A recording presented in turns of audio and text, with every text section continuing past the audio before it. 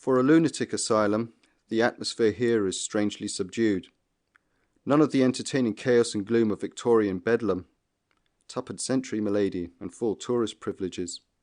Space and light these days, plenty of light, but hard to fill the space. Too much flagellating introversion from my fellow incarcerees, I suppose, and too many uncertainties for the staff. A secure unit for the seriously bad and mad and sad has just too many unpleasant possibilities, and this ward has become particularly unsettled lately.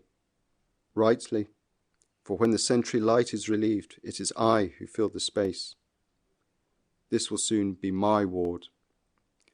Although Professor is, for the moment, no more than an honorarium granted me by my pale peers, I permit myself the small conceit that it is a fair recognition of my achievements. I miss nothing. I'm a meticulous organizer of data. I'm never off duty. And I listen, really listen. My clinical record speaks for itself. Take Charlie here. Diagnosis, schizophrenic, schizoaffective type. Prognosis for return to the community, poor. No. Charlie is one of my outstanding successes. My diagnosis? Ingrained inability to cope with outside.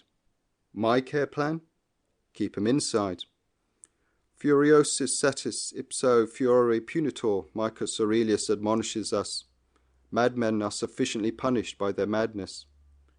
Simple really, with some thorough preparation.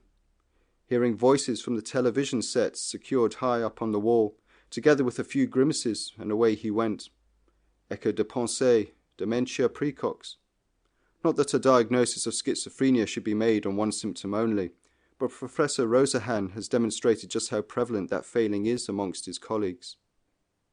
Just in case, I added another 2 first-rank diagnostic criteria and suggested a random outburst every few months. Charles is now quite happy. I haven't always possessed such focus. Oh no, I used to be quite flighty before the shock therapy. 1 milligram atropine for the secretions, muscle relaxant if I was lucky, and then wham, 80 volts across the temples and pop my light bulbs. It's all frontal lobe and memory, they would tell me, as they held me down. You don't get to say no thanks when you're under section. Even though Sargent recommends induced convulsion as a diagnostic tool, they don't often give ECT for my condition these days. Not often.